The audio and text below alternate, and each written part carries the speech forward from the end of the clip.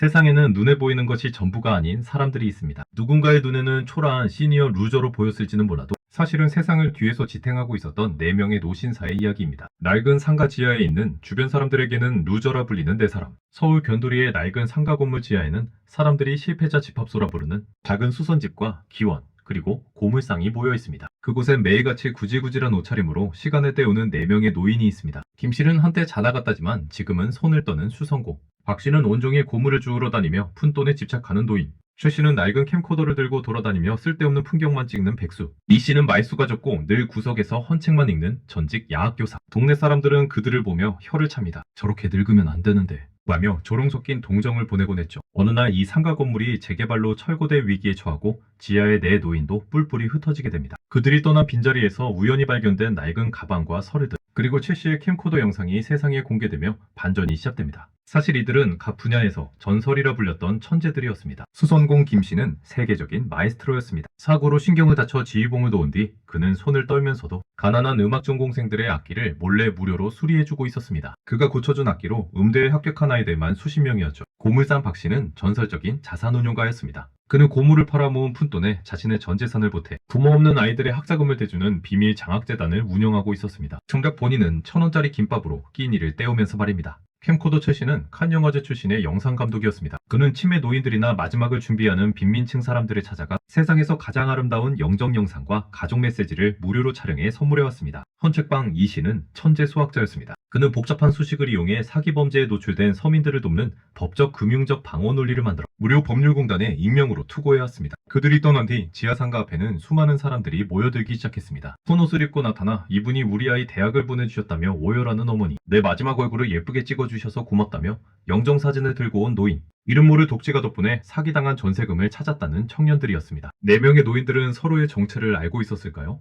아니요. 그들은 서로를 그저 나와 닮은 고단한 이웃으로 여기며 매일 저녁 낡은 탁자에 앉아 싼 소주 한 잔을 나누는 것으로 서로의 고독을 달랬을 뿐입니다. 최씨의 캠코더 마지막 영상에는 4사람이 허름한 포장마차에서 웃고 있는 모습이 담겨 있었습니다. 누군가 왜 이렇게까지 사느냐고 묻자 박 씨가 툭 던지듯 대답합니다. 박수 받는 인생은 젊을 때 해봤잖아. 이제는 아무도 모르게 누군가의 눈물을 닦아주는 게 진짜 예술이지. 수성공 김 씨의 떨리는 손끝에서 피어난 선율, 기름때 절인 작업복, 돋보기를 겹쳐 쓰고 벌벌 떨며 바늘길을 깨는 초라한 노인. 동네 아이들은 그를 덜덜이 할아버지라 노립니다. 하지만 그의 작업 대비 비밀 상자에는 세계 최고의 바이올린 제작 도구들이 숨겨져 있습니다. 그가 고쳐준 악기 케이스 안에는 항상 짧은 메모가 들어있습니다. 줄이 팽팽해야 소리가 나듯 너의 인생도 지금 당겨지는 중이란다. 끊어지지 않으니 마음껏 켜보렴. 한 천재 바이올리니스트가 독주회에서 나를 만든 건 이름 모를 수선공의 손길이었다며 낡은 수선증을 공개합니다. 김 씨는 그 시각 여전히 좁은 방에서 떨리는 손으로 어느 고아원 아이의 부서진 첼로를 다듬고 있습니다. 10원짜리 사상가 고물상 박 씨. 매일 낡은 리어카를 끌며 길바닥의 파지 하나에 집착합니다. 식당에서 남은 잔반을 싸달라고 구걸해 비웃음을 삽니다. 그러나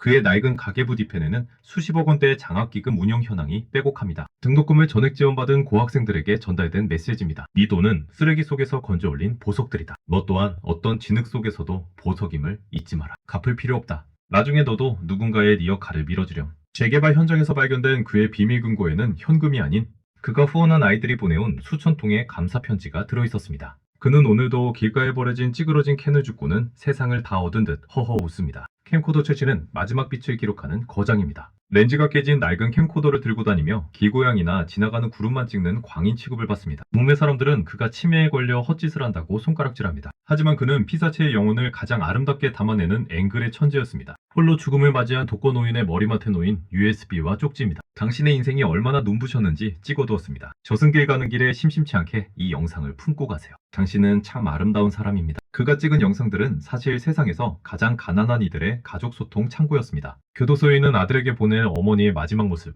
해외 입양아에게 전할 친부모의 영상 등을 그는 목숨 걸고 기록해왔습니다. 헌책방 이 씨는 수의식으로 방패를 만드는 수학자입니다. 눈이 침침해 책을 코앞에 대고 읽는 고리타분한 노인. 낡은 돋보기 안경은 테이프로 칭칭 감겨 있습니다. 사람들은 그가 현실 감각 없는 샌님이라며 무시하지만 그의 머릿속은 복잡한 알고리즘으로 가득 차 있습니다. 전세 사기를 당해 극단적 선택을 하려던 청년의 대문에 붙은 편지입니다. 수학에는 반드시 해답이 존재하듯 인생의 막다른 길에도 논리적 탈출구는 있단다. 이 서류를 들고 법원으로 가거라. 너의 잘못이 아니다. 그는 전 세계 금융공학의 기초를 닦은 석학이었습니다. 은퇴 후 자신의 지식을 오로지 법을 몰라 당하는 약자들을 위한 무료 법률금융 자문서를 작성하는데 쏟아붓습니다. 지하상가가 철거되던 날 네 사람은 각자의 낡은 가방 하나만을 든 채 먼지가 날리는 거리로 나옵니다. 서로의 진짜 정체를 묻지 않은 채 그저 가볍게 고개를 끄덕이며 작별 인사를 나눕니다. 어이 이씨, 내일은 어디서 책 읽을 건가? 글쎄 저기 저 달동네 아이들이 많은 놀이터 근처 벤치나 가볼까 하네. 네 명의 노인은 서로 다른 방향으로 걸어갑니다. 석양을 등진 그들의 그림자는 아주 길고 거대하게 늘어져 마치 세상을 포근하게 감싸 안는 거인처럼 보입니다. 철거를 앞둔 상가 건물이 흉물스럽게 서 있습니다. 건물 외벽에는 강제 철거, 붉은 페인트 글씨가 선명합니다. 용역업체 직원들이 집기들을 밖으로 내던지고 있습니다. 동네 주민들이 멀찍이 서서 혀를 찹니다. 아이고 저 노인네들 이제 어디로 가나. 할 데도 없을 텐데. 비웃으며 평생 저러고 살았으니 자업자득이지. 저기 봐. 저 고물상 영감님은 그 와중에 파지 죽고 있네. 먼지가 뿌연 지하실. 김씨 70대가 돋보기를 2개나 겹쳐 쓰고 손을 덜덜 떨며 낡은 바이올린의 브릿지를 깎고 있다. 어이 김씨, 이제 나가야 해. 포클레인 들어왔어. 아 잠깐만, 이 녀석 소리가 아직 안 돌아왔어. 고아원 꼬맹이가 내일 콩쿠르 나간단 말이야. 고물 리어카를 끌고 들어오며 김씨, 내 리어카에 식혜. 그놈의 악기들. 이 씨는 묵묵히 낡은 수학원서 한 권을 가방에 넣는다. 네 사람은 서로를 쳐다보며 씁쓸하게 웃는다. 우리 같은 루저들이 갈 곳이 어디 있겠나. 그냥 발길 닿는 대로 가세나. 네 명의 노인이 짐 보따리를 들고 쫓겨나듯 나온다. 그때 검은색 세단 여러 대가 급정거하며 멈춰선다. 공장을 입은 남녀들이 내린다. 그중 한 명, 세계적인 바이올리니스트 유진이다. 그녀가 김씨를 발견하고 달려와 무릎을 꿇는다. 눈물을 흘리며 마에스트로, 드디어 찾았습니다. 제 악기를 고쳐주시고 사라지신 분이 선생님 맞으시죠? 손을 뒤로 숨기며 사람 잘못 봤소. 난 그냥 수성공이요. 동시에 또 다른 차에서 내린 청년들이 박 씨의 앞을 가로막는다. 그들은 희망장학회 출신의 변호사, 의사들이다. 박 회장님, 저희 학자금 대주셨던 분이 이 근처 고물상에 계신다는 제보를 받고 왔습니다. 왜 이런 곳에? 리어카를 끌며 짐짓 화를 낸다. 이놈들아, 나 파지 좋아해. 비켜. 사람들이 최 씨가 떨어뜨린 캠코더의 재생 버튼을 누른다. 화면 속에는 지난 10년간 이들이 해온 일이 파노라마처럼 흐른다. 김 씨가 떨리는 손으로 정밀하게 악기를 깎는 모습. 그의 손엔 과거 세계 최고 지휘자에게만 소요되는 황금 지휘봉 흉터가 있다. 박 씨가 시장 상인들에게 머리를 조아려 얻은 푼돈을 은행 창고에서 수억 원대 기부금으로 입금하는 전표. 최 씨가 찍은 가난한 연인들의 결혼식 영상. 렌즈 너머로 보이는 그의 눈빛은 거장의 그것이다. 이 씨가 밤새워 작성한 전세 사기 대응 논리 서류. 그 밑에는 대한민국 수학자 1호의 인장이 찍혀있다. 현장에 모인 모든 사람이 숨을 죽인다. 비웃던 주민들은 고개를 숙이고 농역 직원들조차 몸뚱이를 내려놓는다. 소동이 잠잠해진 뒤 네 사람은 사람들의 추적을 피해 멀리 떨어진 정류장에 앉아있다. 캠코더를 툭툭 치며 아이고 내 보물 1호가 고장났구먼. 이제 은퇴할 때가 됐나봐. 은퇴는 무슨? 저기 골목에 글 모르는 할머니 한 분 계시더군. 진정서 하나 써드려야겠어. 떨리는 손을 내려다보며 내일은 그 첼로 꼬맹이 녀석이나 만나러 가야지. 박 씨가 주머니에서 구겨진 1,000원짜리 지폐 몇 장을 꺼낸다. 자, 오늘 루저들끼리 소주나 한잔하러 가세. 내가 쏜다. 네 명의 노인이 서로의 어깨를 툭 치며 석양 속으로 걸어간다. 그들의 그림자가 길게 늘어져 온 세상을 따뜻하게 덮는다. 박수받는 인생은 젊을 때 해보았습니다. 이제는 아무도 모르게 누군가의 눈물을 닦아주는 가장 위대한 무대를 마칠 시간입니다. 여러분들도 이제는 남을 위해 조금이라도 살아보는 건 어떨까요? 거창하지 않아도 좋습니다.